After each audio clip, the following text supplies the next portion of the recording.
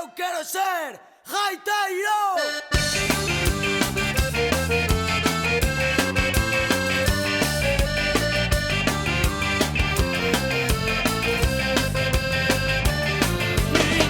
Era mulata que meu pai un sachador. Meu avó un tipo bravo dos que din revolución, dos que berran polos bares. Non temos medo.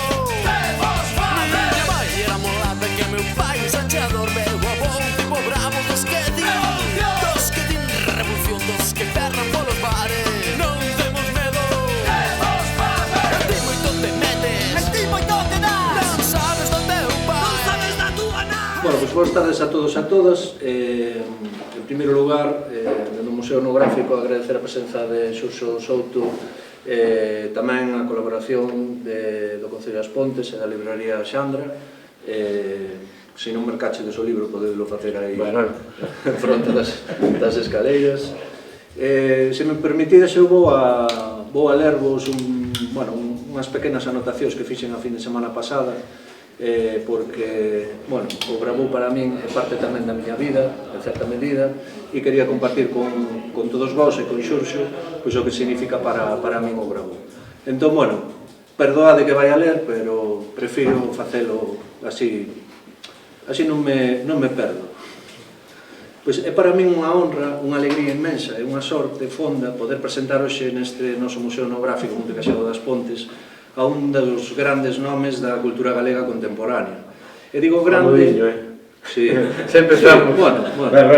E digo grande non por cumprir co ritual das presentacións, nin por engadir adxectivos ao uso, senón porque hai persoas que non só escriben libros, tamén compoñen cancións, soben os escenarios, e hai persoas que abren camiños, que mudan o xeito no que un país se mira a si mesmo e que lle devolven á lingua unha enerxía que xa estaba nela, pero que ficaba agochada baixo capas de silencio, complexos e ás veces falsas solemnidades. E Xurxo Souto pertence a esta clase de creadores, cantante, músico, compositor, escritor, comunicador, activista da palabra, contador de historias, agitador cultural e capitán emocional dunha xeración, a miña xeración.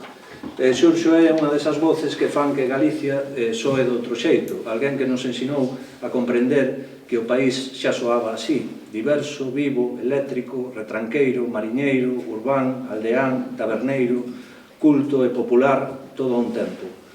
E hoxe ven ao Museo Etnográfico Monte Caxado para presentarnos a novela do Bravú, para falarnos dun tempo, dunha música e dunha maneira de estar no mundo. Porque o Bravú non é simplemente un movimento musical, o Bravú foi e segue a ser unha actitude, un xeito de dicir: aquí estamos, esta é a nosa fala, esta é a nosa lírica, este é o noso baile, esta é a nosa risa, estes son os nosos berros, e non precisamos permiso para existir. É así que o Bravú naceu do cotiá cara universal, ese é quizáis un dos seus grandes potenciais. Non buscou Galiza nos grandes teatros, nin nos decorados costumistas, non entendeu a cultura, como di o noso ben querido amigo Felipe Senén, como un produto de supermercado. Percurou a esencia do que somos nas festas, nas romerías, nos furanchos e nas tabernas, nas prazas e nas rúas, de noite e de día, esvaecéndose a través de conversas animadas sobre temas e desexos, de cambios e de futuro. O Bravú é, cara a fora, mas tamén coido eu, unha gran viaxe cara ao noso interior máis fondo. Miguel Anxo Murado escribiu na súa outra idea de Galicia que o Bravú está na antítese da morriña. E esa afirmación pareceme xenial, porque o Bravú non se instala na saudade paralizante nin no pranto pola Galiza que se fai, nin na postal melancólica dun país condenado ao esquecemento. O Bravú non mira o país como unha reliquia a que rezar e adorar. O Bravú interpélanos a todos e a todas na súa condición de materia inflamable. Porque antes de ser Bravú, foi Bravún, foi Ferún, foi Bravío. E aquí, nesta banda do Outo Eume, sempre dixemos Bravío. Cheira o cocho, ule a Bravío. O meu ben querido amigo Lois del Viña sempre reparou niso, na maxia da fala que se transforma en función do lugar no que habites. Nesta familia de palabras, nesta recendo agreste, materia popular e poderosa, estaba xa o xermolo dun movimento que acabaría por nomearse no soto dunha escura taberna de Viana, enchantada, no mes de defundos de 1994, estouche facendo spoilers. Non, pero iso está ben, se adiantamos contidos, vamos. En 1994, un ano no que eu estaba nun dos intres máis fermosos e perigosos da vida, a adolescencia.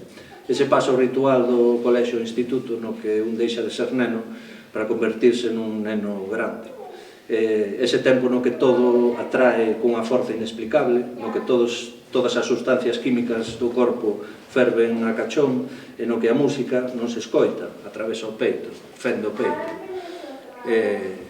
Con 14 anos comezas a sair os sábados, primeiro aos guateques do liceo, un par de anos despois algún sábado que outro aos pubs, e de súpeto, unha noite, bates de fronte coa música dos Resentidos, os Rastreros, os Diplomáticos, Yelu Pixoliñas, Herdeiros e moitos outros, tantos grupos que demostraban que o galego non era unha lingua pequena, nin doméstica, nin reservada para discursos institucionais ou para poesía ou cantigas antigas.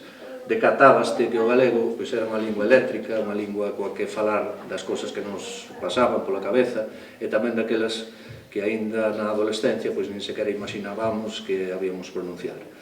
As pontes dos anos 90 era unha caldeirada sideral. Caldeirada sideral. Se me permitides a versión daquela pandeirada de Zapato Veloz. Era un caldo de navizas fervendo borbollóns no que se mesturaban viandas chegadas de moitas partes do Estado, un extraño encantamento máxico, cousa dos mouros, sen dúbida, no que mozos e mozas de procedencias e culturas diversas confluíamos nunha vila industrial en pleno apoxeo eléctrico mineiro, unha vila baixo a sombra perenne dunha mole de formigón que fumegaba séculos de cultura e tradición, destruídos para sempre polas máquinas e a expropiación. En ese contexto, o bravú entrou en min, como entran as cousas importantes, sen dar explicacións. Aínda podo ulir o ambiente cargado das 2 da mañá no recuncho da discoteca O Caramba, aquel universo paralelo á sala principal máis tecnificada, máis previsible, sometida ás modas comerciais. Pois naquel recuncho soaban o Gaiteiro, Alexandre de Fisterra, Xan que vas facer, Non pasarán tractorada, Quero gozar, e tamén himnos máis ancestrais e próximos como O Vento ou Isto non é Hawái nin falta que fai, dos míticos Radio Océano comandados polo magistral Johnny Rotring, é dicir, Xosé Manuel Pereira. E aquela música, aquel bravú, acompañou os nosos ritos iniciáticos, as primeiras saídas, as primeiras amizades verdadeiras, os primeiros amores e os primeiros desenganos tamén. E por iso coido que o bravú non é somente un capítulo máis da historia musical galega, é unha auténtica educación da alma, do sentimento, un xeito de aprender a ser nos mesmos, sen complexos nin temores, un xeito de descubrir que a cultura propia podía ser moderna, irreverente, divertida, poderosa, bailable e fondamente nosa. E logo pasaron os anos, as décadas, xa estou rematando. E o tempo no que sempre, o tempo que sempre anda as súas cousas, pois fixo que o que adoita facer. Levou por diante noites, locais, cancións, amizades, amores, certezas e saúde, e o bravú de algún xeito pareceu esvaecerse, latexando baixo a terra como unha raiceira dormida. E un día, de hai case 10 anos, aquela raiceira abromou de novo en min, atravesando unha sorte de fenda espazo-temporal ao coñecer a quen hoxe é un bo amigo, o artistazo Fran Amil, que non sei se deu chegado ou non. El foi o artífice de traer as Pontes aos Tres Trebóns, a un concerto que organizábamos no marco da cita coa historia das Pontes, e ali souben que este gran artista que hoxe nos acompaña tiña raíces no veciño Concello das Somozas. Xurxo Souto non precisa demasiadas presentacións, Xurxo é literatura oral, é escrita, é música e memoria, é Furancho e taberna, é Porto e océano, é Monte Alto e as Somozas, é cidade e aldea, é a demostración de que se pode ser profundamente popular sen renunciar á ambición cultural, de que se pode ser irreverente sen ser superficial, de que se pode facer rir e ao mesmo tempo dicir cousas moi serias sobre quen somos e que queremos ser. Por iso é tan importante para nós que hoxe estés aquí neste noso museo, porque Monte Caxado non é só un lugar onde guardamos obxetos dos nosos devanceiros, e para nós é un organismo vivo que atesoura formas de coñecemento en perigo de extinción, de desaparición, formas de vida, palabras, xestos, oficios, festas, arrecendos, ferramentas, memoria oral, xeitos de nomear o noso mundo. E o bravú tamén forma parte diso, forma parte da nosa etnografía sentimental contemporánea, da memoria de varias xeracións que medramos entre a aldea e a industria, A novela do Bravú é, nese senso, moito máis que unha novela. É unha porta aberta a un tempo, é unha enerxía colectiva. Esta é, digamos, a grandeza de Xurxo, non? Que nunca deixou de facer país dende a ledicia de Sermos, dende a música, dende a memoria viva. Así que hoxe, bueno, pois non recibimos simplemente un escritor que ven a presentar un libro, recibimos a un creador imprescindible, a unha voz que forma parte da banda sonora da miña xeración, da nosa xeración, a unha persoa que fixo posible que Galiza se escoitase de outro xeito. Alguén que nos ensinou que o país tamén pode ser bravío, bravú e ferún, que pode cheirar a monte, a mar, a festa, a terra, a taberna, a erva e a futuro. E para el pido un forte aplauso.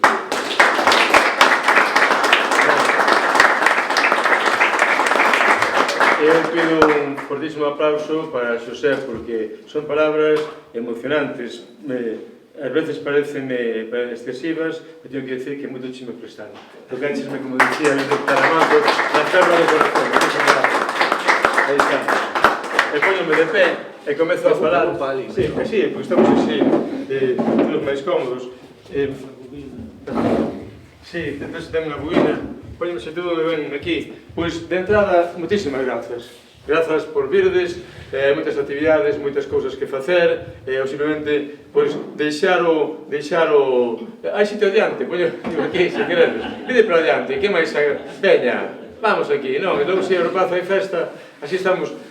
Para xuntarmos e falar de literatura, e falar de vida, e falar de cousas bonitas. En esta contorna, insisto, nese brevísimo visita que é tan evocadora, tan emocionante, achegármonos ao pasado para mirar ao futuro. Entón foi unha pequena trampa, porque, sí, quero falarvos da novela do Bravú, novela rock and roll, aquí hai protagonistas, os compañeros que chegaron mesmo de lonxe para estar aquí, pero, sobre todo, a reivindicación, como decía Xosé, do popular, da creatividade, da nosa capacidade de deixar de ser espectadores, espectadoras do que fan outros para convertermonos en protagonistas. Como decía Luisa Villalta, e esta é unha prova absoluta, non hai alta ni baixa cultura, o que hai é emoción.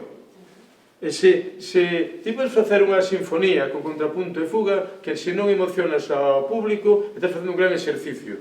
Podes cantar o canto de Berce máis humilde, que se consegues que durma o meniño que tes no colo, cumpliches a máis alta función poética. Por lo tanto, pídovos que entremos nesta clave de emoción e que compartamos, que non só faleu, sino que tamén vos participedes destas cousas bonitas. E comezo con un saúdo dedicado á propia Luisa Villalta, que decía que a música e a poesía son o mesmo. Entón, eu vou dicir, medre a música, vos decides, medre, levantamos o brazo, vale? Veña.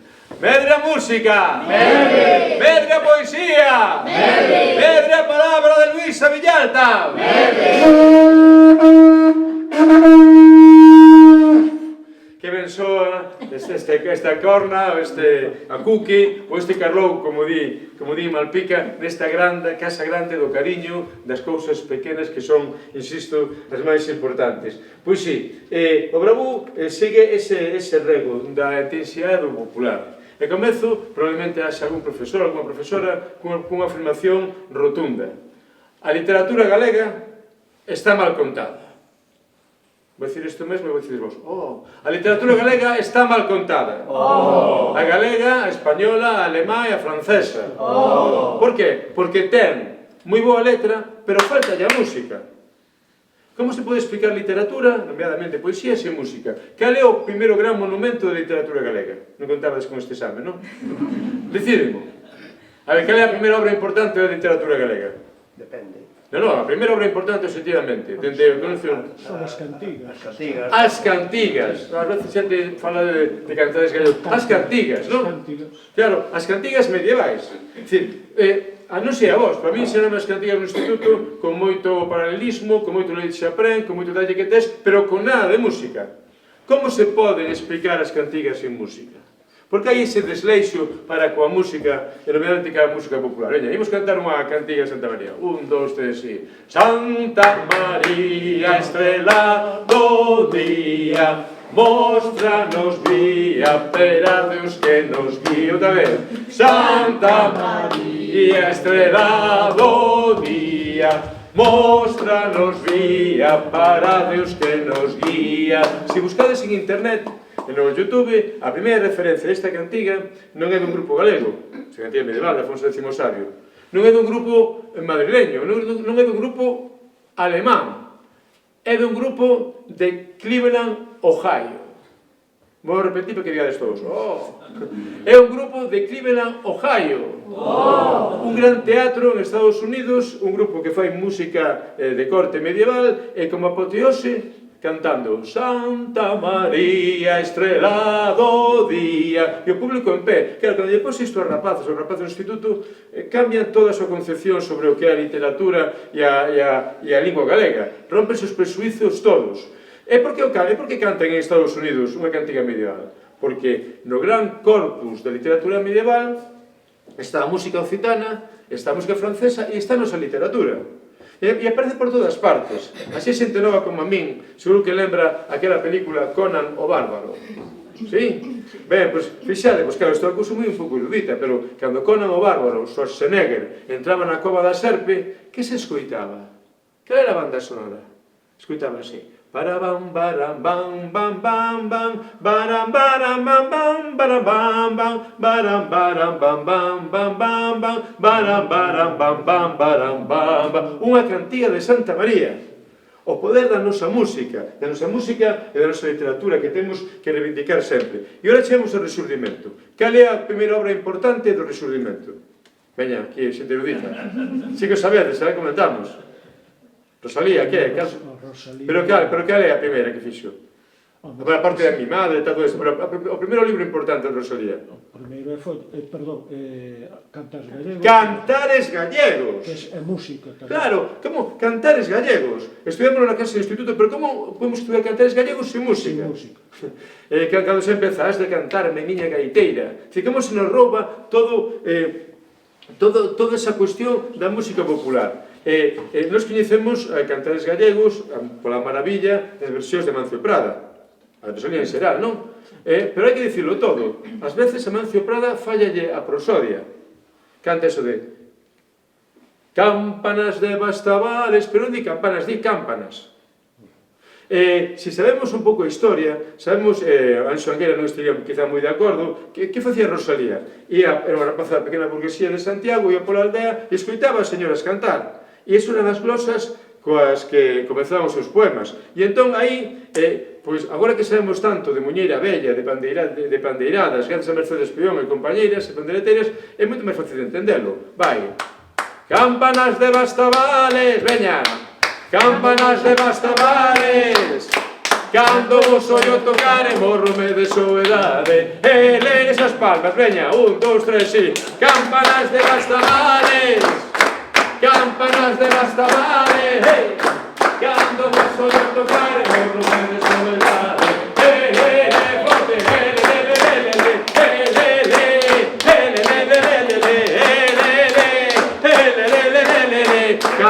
cando se reencontra a música e a poesía é moito máis grande, moito máis poderosa. Pero cando esta relación é absolutamente obvia, sin embargo, hai actitudes curiosas. Por exemplo, en calquera palestra, cando falo en público, é posible botar unha cantarea, como acabamos de facer agora. Non porque pense que cante ben, sino porque unha parte fundamental da nosa cultura. Pero se estou nun contexto académico, nomeadamente universitario, é moi normal que a persoa que fale despois faga unha captatio benevolentiae, ou excusatio, mellor dito, e diga eu non vou cantar. Eu de música nada, Porque eu, como se pode facer unha expresión tan pública de ignorancia? Pois que dices alguén que diga eu de ortografía nada, eu de xeografía e historia nada. Por que a música parece que é unha arte menor? Sabedes de quen é a culpa? Pregunta retórica. De Platón. Sí, señor, repito, porque diga eso, a culpa foi de Platón. O que pasa é que non o sabemos. Platón, Aristóteles segue ben tamén na súa política, ou na república, porque Platón ponderaba os instrumentos apolíneos, os instrumentos do deus Apolo, os instrumentos de corda, que permitían cantar, que permitían o logo, pero tiñalle medo a as trompetas, as cornas, os instrumentos dionisíacos, o deus Dionisos, que trae o deus do viño. Por que? Porque traen a revolución da festa. E cando hai festa, desaparece a orde social. Non hai ricos, non hai pobres, é todo un totum revolutum. Iso pasa directamente á religión católica, con esa idea de o pecado, a festa. Iso pasa a ilustración e pasa a universidade ata chegar ao momento en que podemos estudiar literatura feita para a música, pero sin música, non ten sentido. Mirade como é o desleixo para a música, a literatura feita para cantar, que como se lle chama aos poetas que escriben cancións? Que pensastes iso? Cantautores, sí, cantautores, dixeches, sí, cantautores, ti que dixeches? Compositores, pero digo os que escriben os versos das cancións. Letristas. É unha palabra casi desagradable, non? A ver, decímolo todos. Letrista. Como unha cousa totalmente menor. Por un lado está a alta musa poética e logo está a letrista. É como están os grandes artistas e logo están os artesáns. Claro, pero se nos poñemos a analizar, letrista é unha cousa menor, a poesía é outra cousa. Quen son os grandes letristas, as grandes letristas da música galega? Dígovolo. As persoas que teñen máis cancións musicadas. Rosalía de Castro, Curros Enríquez, Celso Emilio Ferreiro, Manuel María. Chámelle letrista a Celso Emilio Ferreiro. Hai que superar esa distancia, insisto, académica, elitista entre a alta cultura e a baixa cultura. E mirámoslo ao lado revés. As nosas nais, as nosas aboas, non tiveron clase de galego no instituto. No franquismo non se podía, non había. Sin embargo, chegaron a máis alta emoción poética, a máis alta literatura galega. Estou vendo aquí, fundador, está como nunca, aqueles discos tamén. Grazas a quen? Como coñeceron as aboas a Curros Enríquez, a Celso Emilio Ferreiro? Bueno, Celso Emilio Ferreiro, desquizá non, a Xose foi de momento, a Rosalía de Castro, a Francisco Añón. Grazas a quen? Digámoslo claramente. A música en concreto, a Pucho Boedo e os Tamara. Pero que é verdade? Veña, 1, 2, 3. Levaime, airiños, como unha folliña seca. O labor que fixeron de divulgación da poesía, da alta poesía galega, olha, eles non foron os compositores, pero foron quen o divulgou. 1, 2, 3, 3. Unha noite na eira do trigo. E cantemos con forza. O refrexo do branco luar, unha nena choraba sen trémulas os desdéns dun ingrato galán. O labor que fixeron de difusión da poesía galega foi ímprobo. Sin embargo, en ninguna clase de literatura galega a min ninguén me falou nin de Prudencio Romo dos Tamara nin de Pucho Boedo. Claro, ese desleixo. Mirade, a música galega contemporánea naceu en Suiza. Claro, naceu en Suiza no ano 64, en Montreux. Naqueles anos 60, e aquí xa falamos alguna referencia, as orquestas que vou aquí tamén nas Pontes, a orquesta Mallorca, a orquesta Puentes, ben, pois os músicos galegos marcharon polo mundo nos anos 50, algúns triunfaron en Francia, outro de Osiño triunfou de Pontevedra, triunfou en Finlandia, outros triunfaron en Xapón. E sabedes quen foi o gran responsable desa diáspora dos músicos galegos? O arcebispo de Santiago, Monseñor Quiroga Palacios. Non entendo nada, verdade? E que dice, den catalabeno tipo ta. Non entendo nada. Por que? Ben, o sabedes, hai xente que se lembra que naquela época do nacionalcatolicismo os músicos non podían tocar nin en Cuaresma, nin en toda a Semana Santa. É certo ou non é certo? Ou cambiabas de oficio ou marchabas polo mundo. E a foi que marcharon polo mundo, xa vos digo, algúns chegaron a Finlandia e outros chegaron a Xapón, un grupo das mariñas da zona de Sada, los españoles, sempre buscaban así nomes arábigo-andaluces, los españoles, los mayorales, os magos de España. Claro, ninguén por Europa de antes sabía onde quedaba Galiza. Bueno, pois os españoles triunfaron en Xapón e gravaron un disco en xaponés. Que universo, non? Nesta diáspora, no ano 64, coincidiron en Suiza, nun baile de migrantes, dos grupos desta parte, os españoles de Candelas, o fillo do Ferreiriño de Horto. Alguén lle acorda os españoles? Verdade? A Candelas, o gran batería, o fillo do Ferreiro, chamanlle o Ferreiriño de Horto, con os Tamara, Pucho Boedo e Prudencio Roma. Claro, Suiza agora queda moi perto. Foi unha viaxe de unhas horas. No ano 64 estaba moi lonxe. Imaginade a emoción daquelas familias de emigrantes ou daqueles primeiros emigrantes de estar escoitando ou bailando un grupo de que fixesen temas estándares da terra. E no medio do baile, Candelas, o fillo do Ferreirinho de Horto, perdón, o fillo do Ferreiro de Horto, o Ferreirinho de Horto, tivo unha ocurrencia. Vou cantar esta canción que me aprendeu un amigo que chamaba Manso, que traballaba en Bazán. Xoavos, ando pedindo datos del, creo que de Pontedema, ando buscando se alguén me pode dar algún dato, que? Da zona de Betanzos sería, non? Creo que máis ben de Pontedema, bueno, hai que...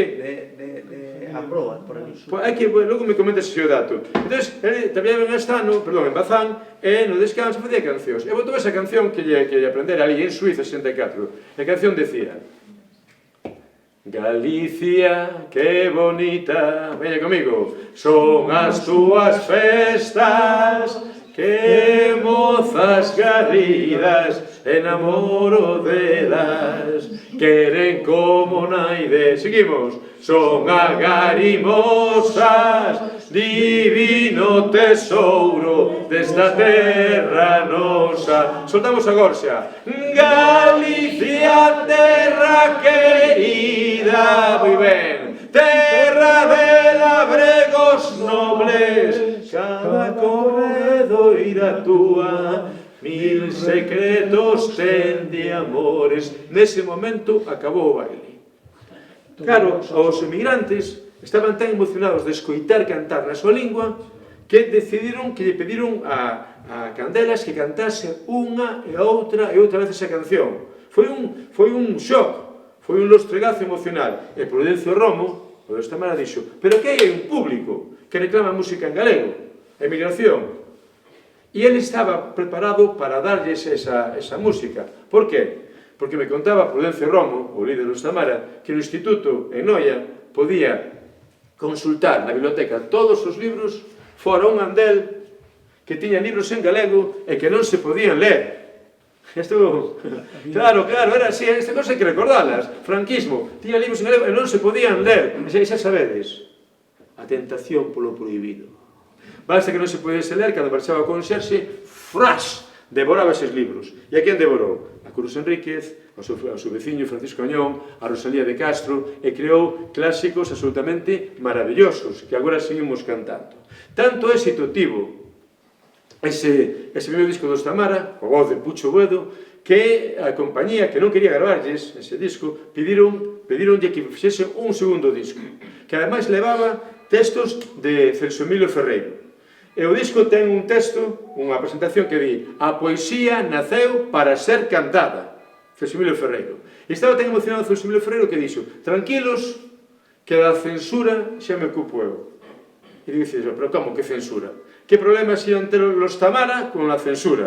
Con a censura teñan voces deibes, os cantautores, non? Pero ese é un grupo de música lixeira. De feito, o seu tema máis famoso era unha canción que moi acaída con o nacionalcatolicismo, que podemos cantar agora mesmo, imos cantar, agora que soltastes a gorxa. Veña, estamos preparados? 1, 2, 3. A Santiago voy ligerito, caminando esas palmas, y con mi paragüitas por si la lluvia me va mojando. ¡Hey! A Santiago voy ligerito, suspirando, por mi niña Carmela que en Compostela me está esperando.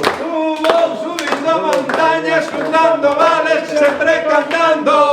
O verde que acaricia, porque a Galicia xa estou chegando. Vai! A Santiago voy lixeiriño, a Santiago voy caminando, como un peregrino por el camino de la ilusión. Veña última. A Santiago voy caminando, y con mi canela en Compostela me quedo yo. ¡Hey! Y con mi Carmela arriba, en Compostela, me quedo yo. Este coro, un aplauso para este coro. ¿Cómo le chamamos al coro? ¿Qué pollo nombre? ¿Cómo le chamamos este coro que están haciendo por la vida dos feitos? Coro Pontesa. Hasta algún día. No, este é do futuro. Coro Bravú Pontés. Aí está, xa está feito. Bueno, pues mirade, dicir, que problema podían ter los Tamara con a censura? Pois nese disco hai unha peza, un poema, que me contou Luís, o fillo de Celso Emilio, que era un dos poemas dos que estaba máis orgulloso o seu pai, porque fora quen de transmitir en clave de alta poesía a teoría marxista da plusvalía. Tíralle do aire. Monólogo do vello traballador. O sea, na cinta dos Tamara estábamos cantando con os seus pais, as nosas nais, a teoría marxista da plusvalía. Di así: agora tomo sol, pero hasta agora traballei 50 anos sin sosego, comigo pan, suando día a día, suando día a día, nun laborarreo. O patrón está rico a miña conta, eu a súa estou vello. Ben pensado, o patrón todo me debe, e eu non lle debo nin siquera este sol que agora tomo. Mentres o tomo, espero. Un aplauso a Celso Emilio Ferreiro. Non vedes, como no rego do popular, como nas marxes, hai grandes historias que ninguén nos conta. E iso que queremos reivindicar, e iso o que de alguna forma tamén foi o Bravú. Vou rápido, porque senón, os libros, encontros de facetas da música popular. Agora estamos en Pontevedra. Somos anos 60. Todo no aire era o Tirredi. Sabedes o clásico do Tirredi, non? Paran, vamos. Baran, baran, baran, baran, hey. Dan, daran, daran, daran, daran, daran. Baña, vamos. Lara, lara, lara, lara. Lara, lara, lara, lara, lara. Ben, había un rapaz, destes rapaces de Ferrol, que veraneaban en San Martiño do Porto, Villa en Portal, e tiña un amigo que era poeta, escribía letras de cancións, pero era poeta. Entonces andaba con libretiña, e dixo, mira que versos escriben aquí. E outro estaba sentado na cama, na liteira, coa guitarra, e conforme estaba, é o que chamo o transo da música, conforme estaba lendo os versos, saía a melodía. Imos vivir ese momento. E non sabes por onde vou, non? Vamos a ver un momento, empezamos con o Tirredi. 1, 2, 3, sí. Lara, lara, lara, lara, esas palmas. Lara, lara, lara, lara, lara, lara, forte. Lara, lara, lara, lara, lara, lara, lara, lara, lara. Teño saudade, saudade teño de ti. Teño saudade de ti, meu rei. Teño saudade de ti, teño saudade, saudade teño de ti.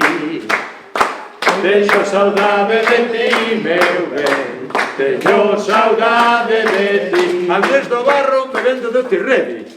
Eso non lo contan en ningures, porque a música popular parece que sempre está abaixo. Outro momento máis dese transo da música. Seguro que vos parece, que vos pasou tamén, porque todos temos esa sensibilidade poética. Ler uns versos e que saia a melodía no momento. Ben, agora estamos en Lugo, na Rúa do Progreso. Un rapaz que compartía habitación co seu irmán, chamaban a timba, tiñan aí a liteira, tiñan un tocadisco naquela época, quedaban cos amigos, e empezou a ler os Terrachá, de Manuel María. Tiña Terrachá porque o pai era Garda Civil, e era amigo de Manuel María, e avisara-o de que o ian deter por uns versos satíricos que fixeran de Antroido. Entón, pasou lle regalo. E foi avanzando sempre con esa posición, sentado coa guitarra, avanzando, e súpeto que eran os seus ollos nos versos. E conforme estaba lendo, saía a melodía. E, como non tiña grabadora, apuntou os acordes en riba dos propios versos. De quen falamos? O carro. Aí estamos, 1, 2, 3, 3, Baldomero Iglesias, vai, 1, 2, 3, 3. Non canta Nacha, levantamos os brazos, veña. Por eso meu carro canta, canta o seu eixo tamén, forte, que a señala de espanta. Outra vez, non canta Nacha ninguén, por eso meu carro canta, canta o seu eixo tamén, e a señardade me espanta. A maravilla da música popular. Temos que repetilo. Medre a música, medre a poesía, medre a palabra de Luisa Villalta. E por ese rego o Bravú, o que dixo Xosé, aqueles grupiños dos anos 90, que tocaban polas marxes, sempre estivemos polas marxes, nunca fomos ao centro, pero polas marxes pasan cousas máis, quizá, moi interesantes. O centro eran os 40 principales e toda esa cuestión. Naquele momento había un tabú oscuro que defendían moitos gurús da música, que dicían que o galego non valía para rock and roll. O galego había que cantarlo en inglés, en castellano con dificultade, en galego era imposible. Apareceron os resentidos e racharon ese tópico escuro. Pero había outro grupo que a mí que non é tan recordado de Porto Novo, que tuvo un hit maravilloso, Goma 2. Quen se lembra de Goma 2? Ninguén? Levantad o brazo, por favor. Ninguén se lembra de Goma 2? Pois que orgulloso estou aquí reivindicado. Éramos gaiteiros, chamábamos os jatiños, medraron, compraron guitarras eléctricas, gravaron un disco e deron 2 concertos. Tiveron un gran éxito, que era unha versión de Tintorella de Luna. Tintorella de Luna, Tintorella... Pois que eles cantaban alborotoso galiñeiro, ven se tituro, as galiñas andan soltas, a dona desesperada, hey, non poñen as poñedoras, e foi un boom, e foi un absoluto. E te deron 2 concertos históricos, co grupo referencial naquele momento do rock andaluz, Triana, así que nos lembramos. Deron un concerto en Pontevedra e outro en Noia. En Pontevedra, Triana arrasou, eles pasaron desapercibidos. En Noia, Triana pasou desapercibido e triunfou. Veña, vamos! Alborotouse o galiñeiro, as galiñas andan soltas, a dona desesperada, non poñen as poñedoras. E por que non nos acordamos de Goma 2? Por qué? Porque, mira na idade, a vos, mira xente nova, a estes rapaces pasólles algo terrible que lle pasaba a todos os rapaces, só os rapaces naqueles anos. Cortáronlles o pelo e mandáronos a facer o servizo militar. Aí acabou. Cantas historias, non? Ben, pois entón, estes grupiños, aparecemos no ano 90, decidimos organizarnos, creamos unha etiqueta e chamámoslle Bravú. Para mí foi, claro, é un libro de música, sí, un libro de música, pero ten algo máis. Con toda humildade, foi unha resposta heterodoxa, diferente a cosmovisión asentada do tempo de Don Manuel Fraga e apoiado constantemente pola Voz de Galicia. Entón vemos como hai cancións que son elementos críticos. A reconversión do leite, que había que facer, pero fixo de forma salvaxe, seguindo os mandatos de Bruxelas. Que nos queda aí? Cal foi a voz que protestou? Aí está, os rastreros de Chantada berrando tractorada. Non pasarán tractorada, non pasarán, dalle ferro, non pasarán tractorada, non pasarán tractorada. Que remataba con ese epifonema maravilloso. Se non se pode vivir pola culpa do progreso, a próxima tractorada hache de ser no Congreso. Mirade, aquí a portada do libro aparece unha rapeira, que aquí para casa aparece un rapaz, e a pelo curto, Marisol Manfurada, que era da parte de Mera, en vez de Mera de Ortigueira, agora hai que era a parte de Mera. E que estaba protestando? Vedes que aquí son as galerías da Coruña, a Milla de Oro, onde vive Amancio Ortega e Paco Vázquez, pois estabas protestando contra a expulsión dos pesqueiros da Dársena. Mirade que vas a Porto e hai barcos de atrezo ali. Aquí teñemos barcos pesqueiros, non, pois foron expulsados para meter yates. Como se pode ser tan hortera? A proclama era, en castellano, había unha pancarta que decía: Paco, por Paco Vázquez, esto no es Marbella, tú no seas Gil. Ben, non sei, para mí foi un xogo, non sei para vos. Eu tiña unha visión do que era pois, a posición dos políticos gobernantes naquele momento, cando foi toda a cuestión do narcotráfico, e de repente apareceu unha novela, Fariña, e logo unha película, bueno, un ensayo, Fariña e unha película. Para mí foi un shock, porque aí resulta que eses políticos tan puritanos, tan críticos, que perseguían con tanta intensidade con o narcotráfico, estaban totalmente enguedellados con eles. Bueno, xa, pero non o sabíamos, non? Fernández Albor xuntábase cos narcotraficantes, Manuel Fraga facía queimadas, pero eso nunca aparecía en ningún xornal. Non tíamos ninguna noticia. Houve un xornalista, Mariño, que criticou iso, e a consecuencia foi que tuvo que marchar a vivir a Irlanda. Foi denominado o xornalista dos narcotraficantes. Diante de tanta hipocresía, Cal é a única resposta popular? Cal é a referencia sonora dese tempo que realmente criticaba ou que non criticaron os grandes medios de comunicación? Vamos, farlopa, farlopa, farlopa, pala, todas esas palmas, farlopa, farlopa, repoboación con coca, farlopa, farlopa, farlopa, pala, tropa, farlopa, farlopa, repoboación con coca, si Tomiñanco, preso político, si unha cancionciña menor, divertida, pero está sendo unha voz crítica diante de tanta hipocresía, así como contra o espolio do territorio nos anos 70, fuxen os ventos, Mini falou como María e creou un gran himno que seguimos que recuperamos agora neste tempo contra Altri. Vai, 1, 2, 3, 3.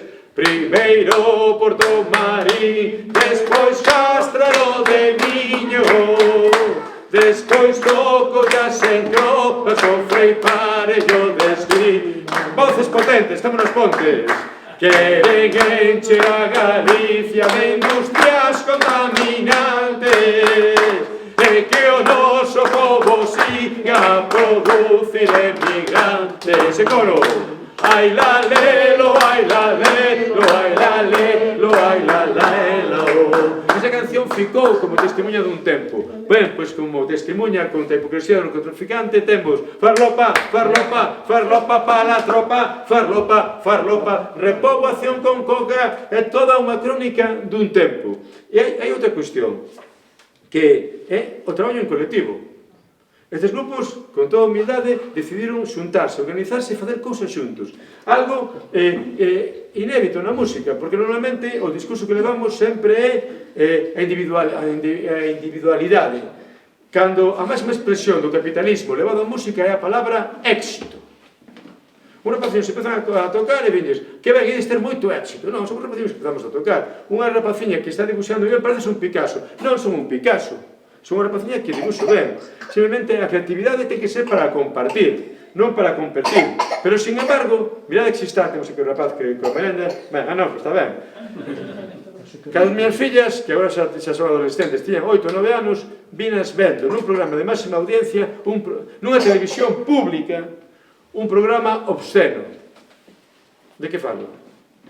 En un horario de máxima audiencia, nunha televisión pública, un programa obsceno. De que falo? Operación Triunfo. Eu se decía o telexornal. Operación Triunfo. Como se lle pode decir a unha neniña que a música é para triunfar? Será para compartir. E se non triunfas, que é un fracasado? Eso é moi subversivo. A máxima expresión, insisto, de hipocresía diante dunha cámara son eses vídeos que gravan cando expulsan a alguén. Non? Que se despiden e dicían, ha sido, así con cara neutra, ha sido unha experiencia maravillosa, me he pasado moi bien, cabrones, hijos de puta, vamos a matar a todos. Claro, non? Fagamos cousas xuntos. Pero como chegamos a isto? Bueno, pois vou contar, estamos tendo moito. Tedes 10 minutos máis, podemos contar? Aí estamos, non? Vamos aí. Vou contar a nosa historia. Os diplomáticos de Monte Alto, rapaces da Coruña, pero os seus pais viñan todos da aldea.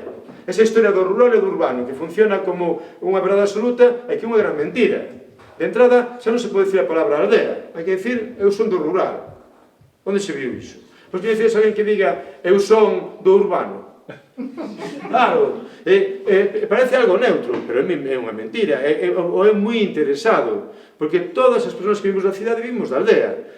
Pero mirade, a aldea, a tranquilidade, o sosego, a cidade, o dinamismo, a aldea, o que está esmorecendo, a cidade, o que vai para adiante, a aldea, o galego, a cidade, o castelán, o inglés. Hai moito interese aí. Nos, en vez de facer, naqueles anos 90, o que se facía na altura, que era música, unha copia do que se facía en Madrid, dunha copia do que se facía en Londres, decidimos poñer en valor as músicas que teníamos na casa. E poño un exemplo rápido. Guni, o noso guitarrista, que coñeces a todo, non? Era Heavy Redondo, tiña un grupo que chamaban Atila. Ensayaban nunha corte de porcos ali no centro de Monte Alto. Agora Monte Alto, a Coruña é o barrio Inditex.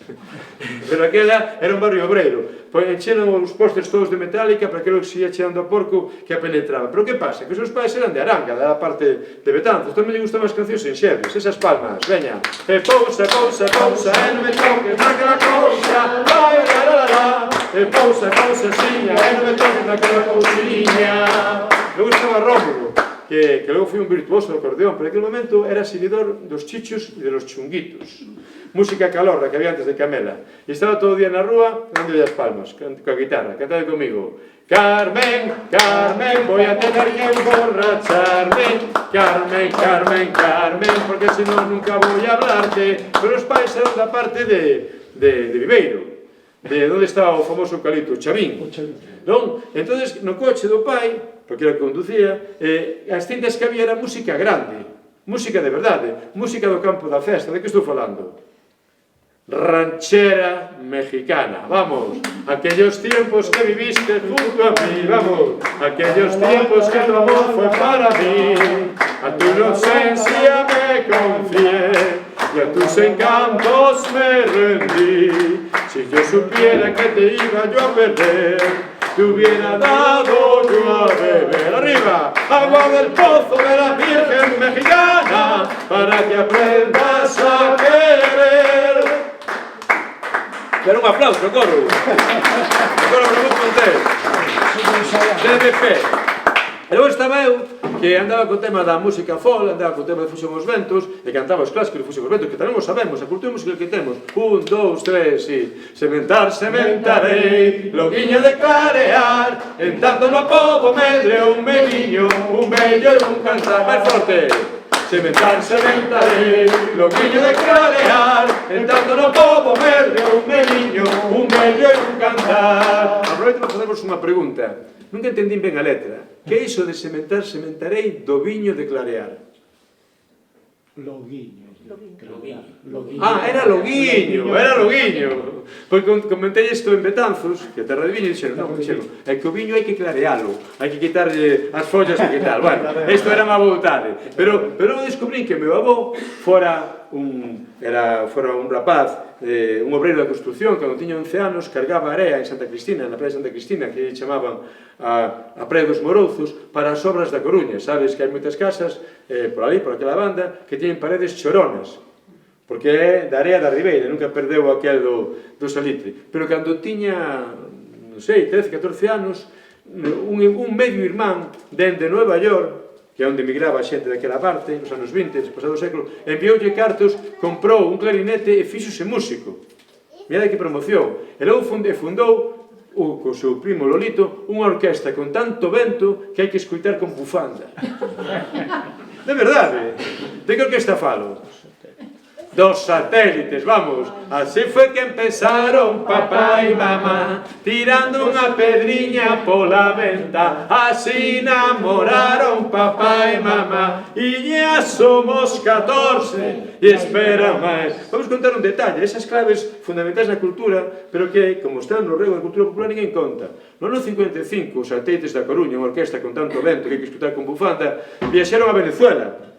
Cando embarquei en Vigo con rumbo de Venezuela, foi un clamor. Chegaron os satélites da Coruña a Venezuela e fracasado. Vou repetir para que digades todos. Chegaron os satélites da Coruña a Venezuela, tocaron e fracasaron. Claro, é moi fácil de entender. Foron a Venezuela a tocar música tropical. É como se ven algún señor con todos os respetos de Alaska a tocar foliadas. Faltaba yo aquel. Sabedes que no Caribe a nosa música parece moi aburrida, porque vai sempre a tempo. 1, 2, 3, 4, e a veces vai sincopada. Parece música militar, non que che van decir. Vamos facer unha demostración, cantade comigo. Marquemos o ritmo. 1, 2, 3, 4. 1, 2, 3, 4. E pousa, pousa, pousa, e non me toques naquela cousa. Ai, la, la, la, la.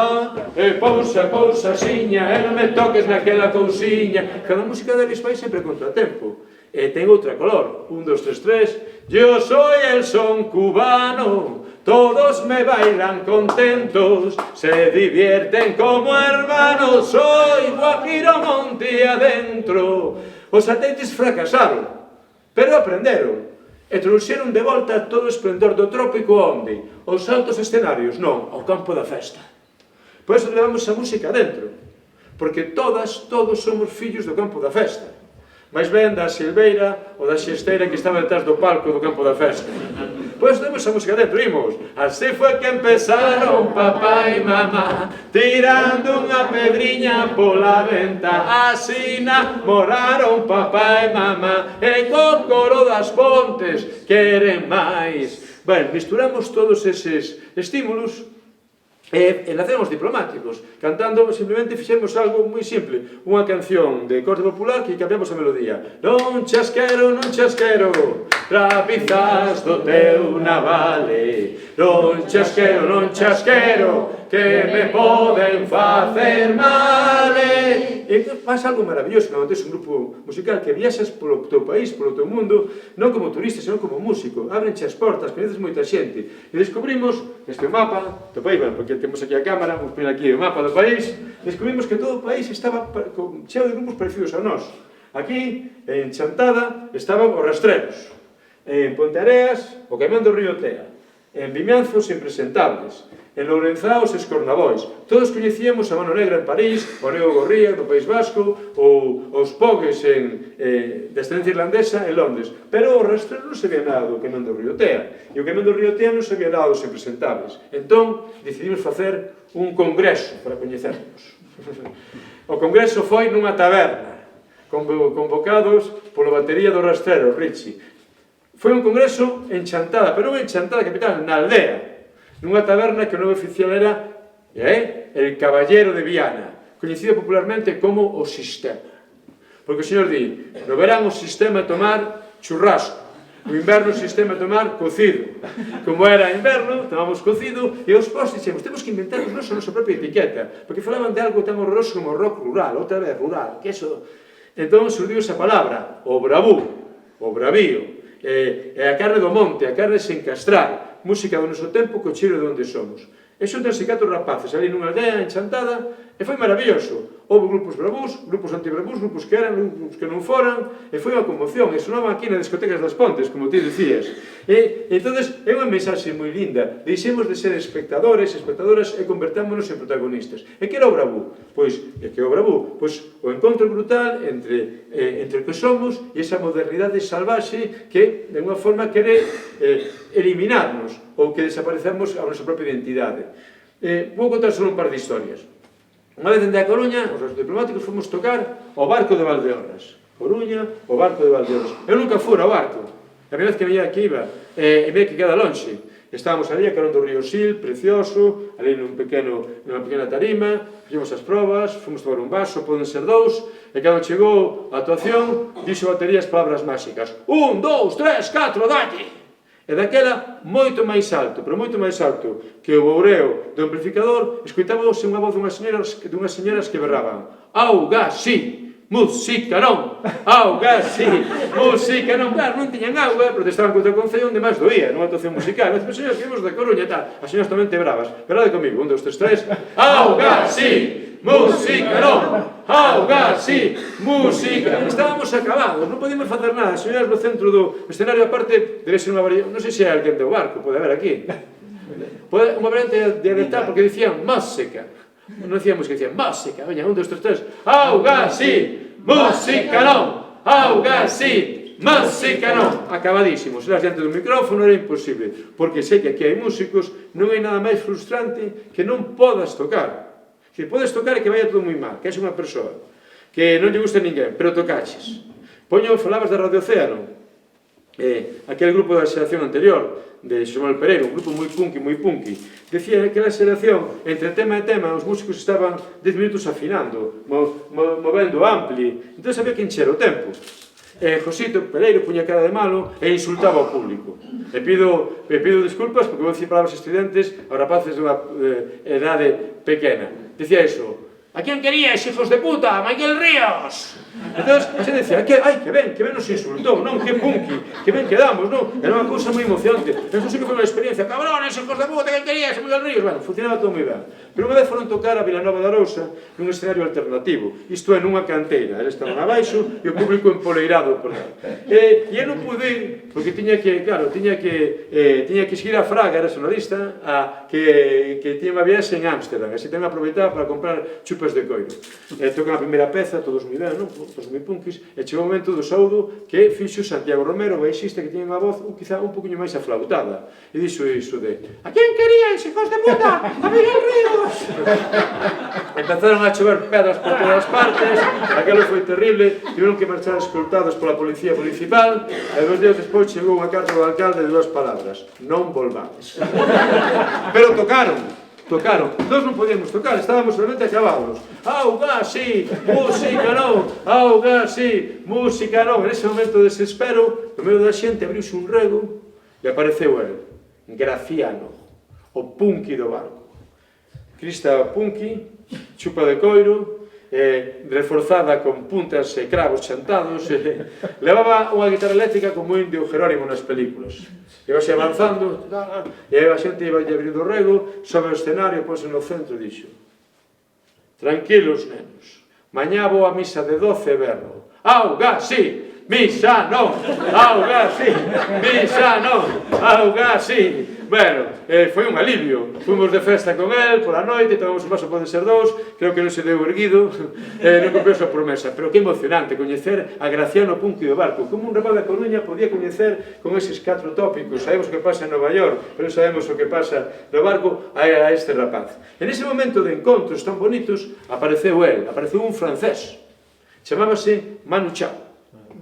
A xente non lle soa, un músico internacional maravilloso. Co seu grupo Mano Negra deran literalmente a volta ao mundo. Para acabar o grupo estaba un pouco deprimido, non sabía que iba a ser o seu camiño, e viña aquí buscando as orixes, porque todos sabedes de onde era o pai de Manu Chao. De onde era?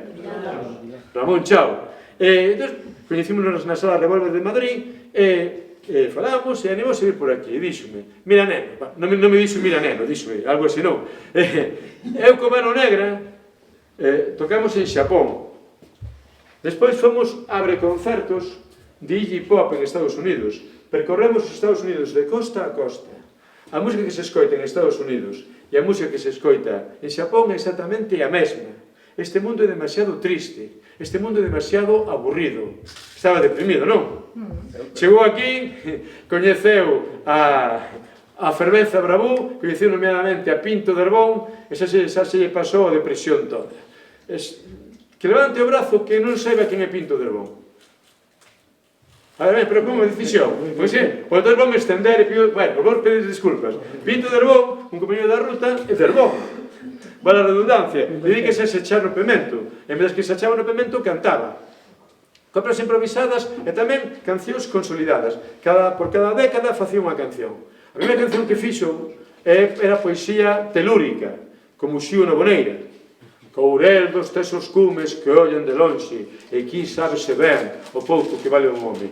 Non é o poeta quen describe a paisaxe, senón é o cosmos quen describe o poeta. Ben, pois ele fixo unha canción de amor á terra, en concreto aos nitratos da terra, ao Nitramón 15-15-15. Eu digo Nitramón, vos decides 15-15-15, porque xa se veña, vai, 1, 2, 3, 3, Nitramón! 15-15-15! Nitramón! 15-15-15! Nitramón! 15-15-15! As patacas de cedo saíron podes, as patacas desas palmas saíron podes, as patacas de cedo saíron podes, as patacas de cedo saíron podes, Nitramón! 15-15-15! Nitramón! 15-15-15! Nitramón! 15-15-15! Nitramón! 15-15-15! Coro Bravo das Pontes, impresionante. Despois pasou a outro signo literario, a canción social, a poesía como forma de protesta. La poesía es un arma cargada de futuro. A música de intervención, que digo os portugueses. Bueno, xa me podes pelotar un pouco, porque isto xa que está collendo así calor, e quito que me sola Bravo de Cabanas. E entón, diante da súa casa, a estrada estaba chea de fochas, e non asfaltaba. Escribiu unha carta a Cotó, e finalmente, depois de escribir unha carta, 2 e 3, pois fixe unha canción ao presidente da Cotó, ao final de Xosé Cuíña, unha canción que agora é un himno, que decía así. Levante os brazos, por favor. Pavimentame, Pepe Cuíña, pavimentame, vai. Hazme tuyo una vez más y no me pares de pavimentar. Forte, vai. Pavimentame, José Cuíña, pavimentame.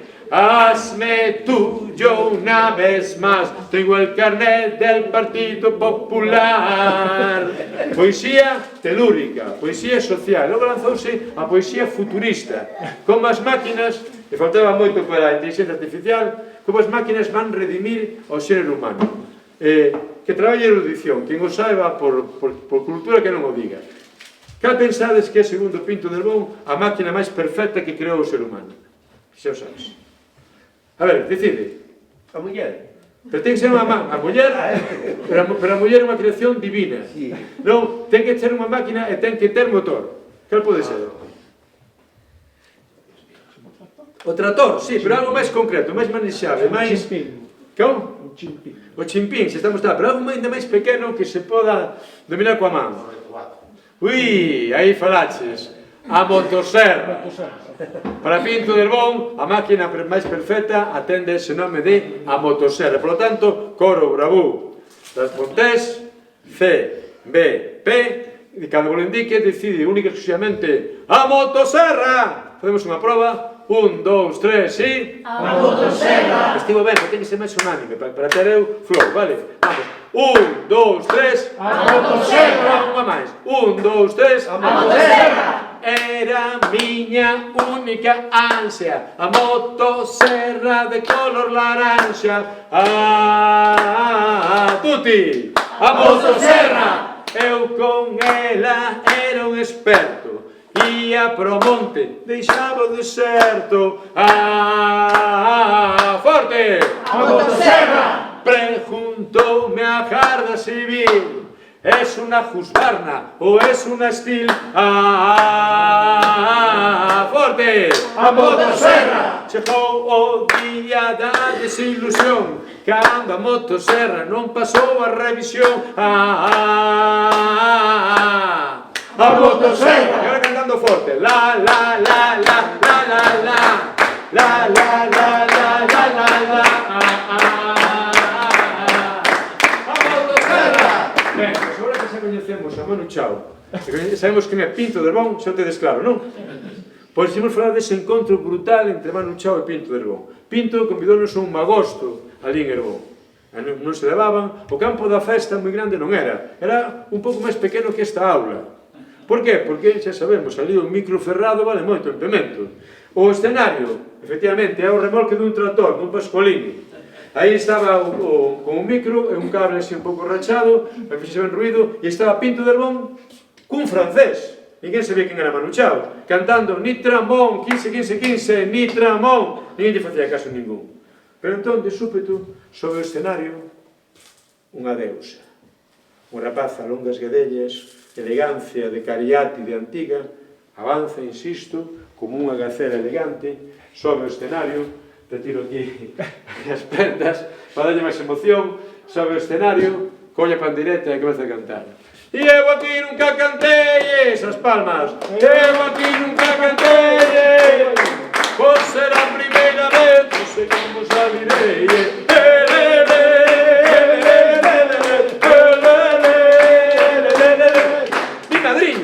Pero se é rapaza do luar, é Mercedes Peón.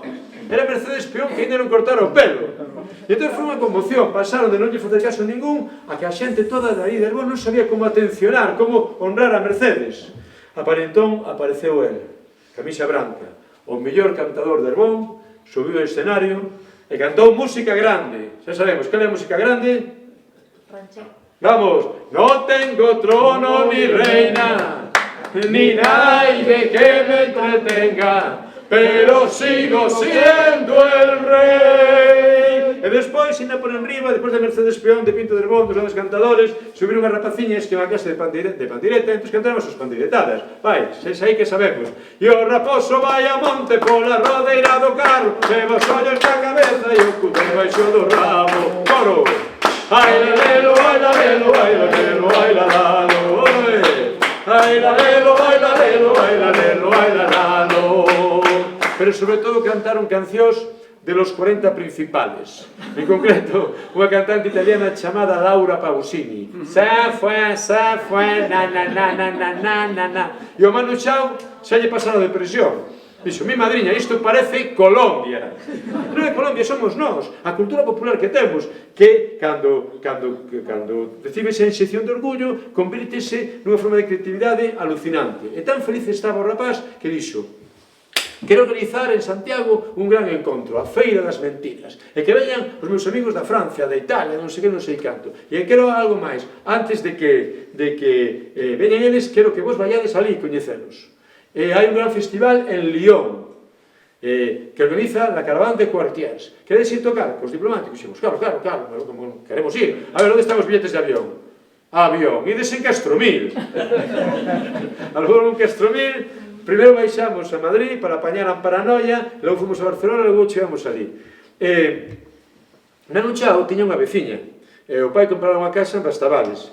E naquele tempo, non moides creer, non había teléfonos móviles. E como non tiña teléfono ali, daba o teléfono da veciña, a señora Xosefa, que era unha gran pandereteira. E cadrou que estivo de festa de Canfurnada, pois uns días, e cando volviu, había 50 recados. Entón, conforme entra pola porta, xa di Nina, a filla de Xosefa, aí ven o desaparecido. E outro que fixo, unha canción que decía, me dicen el desaparecido, cuando llega ya se ha ido. Entón dixo a Xosefa, Xosefa, ten que vir con nós tocar a Lyon. E ela dixo, un momentiño, eu en Lyon nunca estive, pero como teño un sobrinho que é de León, vou. E veu, un artista maravilloso, unha pandereteira total. Xa, conforme xa subiu ao Castromil tocando a pandereta, dixen, señora Xosefa, é moito camiño, vai a modo. Dixo, sí, aos 40 km estaba a Fónica Redonda. Chega o momento da actuación, unha gran carpa de circo, público multiculti, había xente arxeliana, xente irlandesa, de todas partes. Nós estábamos aí tocando, todos poderosos, co apoio do propio Manu Chao, e a señora Xosefa tiña que salir ao final, en plan etnográfico, coa pandeireta, botaron a súa repichoca, en plan tradicional. Pero que pasou? Equivocouse, ou equivocárona, e saliu antes de tempo. E viu salir no medio de todo o boureo, todos bourando, e ali no medio, e en vez de apoucarse, puxo a fouta, a crecha, recuperou a voz, empezou a cantar, empezou a bailar, e cando nos demos de conta, toda a carpa estaba berrando. Xosefa, Xosefa, Xosefa. Ela non sabía moi ben onde estaba, o público non sabía onde quedaba Galiza, ni pouco ni moito, pero a comunicación é total. Que maravilloso, non? Unha señora xa dunha certa idade, comunicándose con aqueles rapaciños. Ao remate, viña toda a xente dalle apertas e abrazos, non? Entón, ela atendía moi ben a todo o mundo, non? Pero ao final decía, e la tuya por si acaso. Como non entendía o que lle decían, non? Maravilloso, excesivo, non? E con nós tamén viaxaba o gran Salcitei Xosé Manuel Pereiro, o xornalista, e un pouco despois encargaronlle da televisión española en Galicia que fixera un espazo que se chamaba Que serán? E contratou a Xosefa, contratou-na como entrevistadora, pero para entrevistar a artistas, para entrevistar a mitos da música mundial. Eu teño visto a señora Xosefa entrevistando a Cesárea Évora, sabedes, a gran deusa da música de Cabo Verde. Era unha roda de prensa, Cesárea misi distante, fumando, os xornalistas iban facendo preguntas con tanta timidez, e chegou a quenda de Xosefa e dixolle, e logo a señora, cantos anos ten? E a outra, pois como dis? Cantos anos ten? E dixolle, 57. Oh, 57. Os 57 anos levaban na punta do pé. Esta era a Xosefa. E logo os deuses quixeron facer un agasallo e fun contratado como guionista da señora Xosefa. Era a persona que tiña que acompañar. Fixemos moitas entrevistas e tivemos a sorte de coñecer o mito máis mítico da música cubana. Pam, pam, pam, pam, pam, param, pam, pam, de quen falo? Pam, pam, el cariño que me diste, yo no lo puedo olvidar, se me sale la babita. De quen falo? De quen falo? Machín. De quen falo? De quen falo? De Compái Segundo. Compái Segundo, todo velliño. O mestre do son. A señora Xosefa pasaballe como a vos, non sabía como se chamaba. Entón estaba tan emocionado de entrevistar a Compái Segundo, que xa polo camiño, xa lle levaba preparadas 50 preguntas. E a señora Xosefa, por suposto, non facía caso ningún, que andaba a talar. Entón, claro, dixe, Xosefa, que lle acorda ben o nome, Compái Segundo. Sí, chega un momento de actuación, da entrevista, colle o micrófono, mirando a cámara, toda chea de razón, e di: aquí estamos con meu pai segundo. Aquí estamos como pai segundo que pasa de 90 anos e parece que ten 30. E di con pai: e eso que non me ha catado, señora Josefa.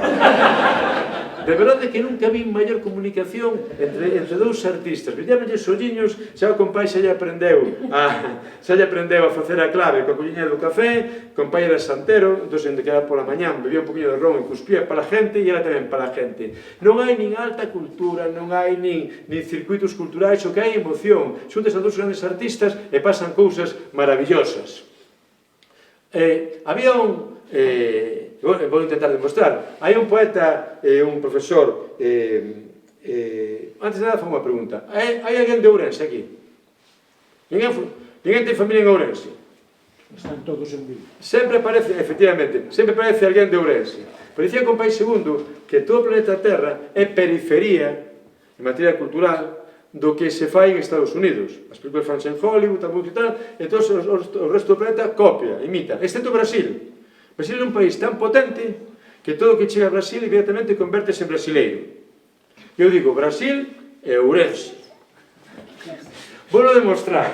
Nós seremos seguidores dos Pogues, de Mano Negra, de Flaco Jiménez, que bonitos ojos, de San Antonio, Texas. Ben, pois nas cintas que se vendían nos bares, todos de acordo, que sei que o lembrades, había unha cinta moi humilde que poñía La charanga de Cuco de Velle, o minuto en galego, a charanga do Cuco de Velle, verdade? Aí había temas absolutamente extraordinarios, tribais, un grupo de amigos que se juntaban para beber, o Cuco, na palleira da casa, fixera un mostrador, ali en Velle, puxeron a diana, e cando o mazo do bombo bateu a diana, naceu a charanga. A música é maravillosa. En a que non sexamos de Ourense, hai unha canción tribal para os de Ourense, que é a súa versión de San Benitiño, non?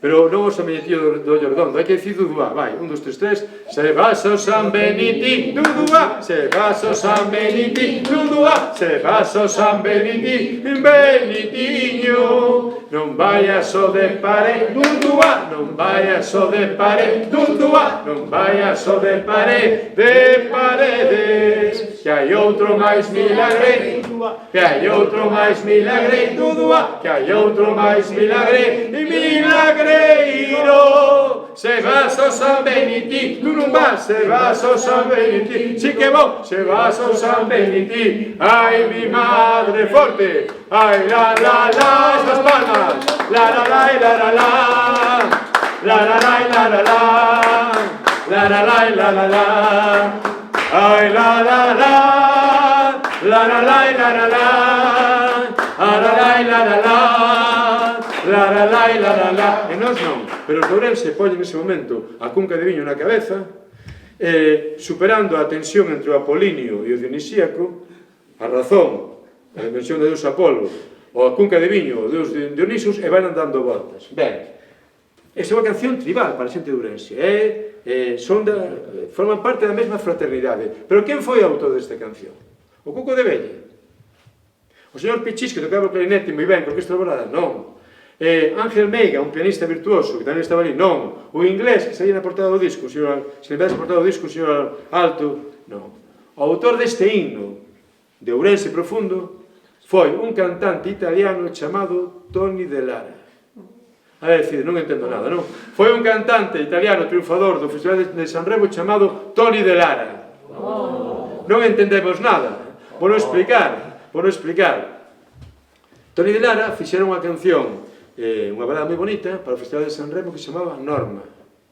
Yo voy a quererte a te, yo voy pensando en te, Norma mía. A canción entrou pola palleira sendo Norma e seguiu sendo se vas o San Beniti, Dudúa, se vas o San Beniti, Dudúa, se vas o San Beniti, Benitiño. Isto é ou non é mestizaxe cultural, non é factoría de talento. Claro, nunca sairá ningún suplemento del País ni da Voz de Galicia, pero é a forza da vida que está polos currunchos.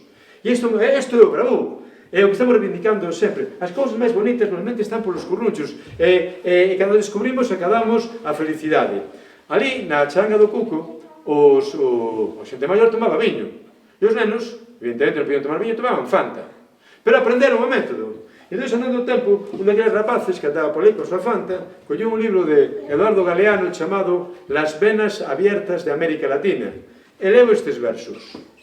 Licor de las verdes matas, tú me tumbas, tú me matas. E inmediatamente que naceu. Licor do negro café. Vamos, 1, 2, 3. Licor do negro café. Ei.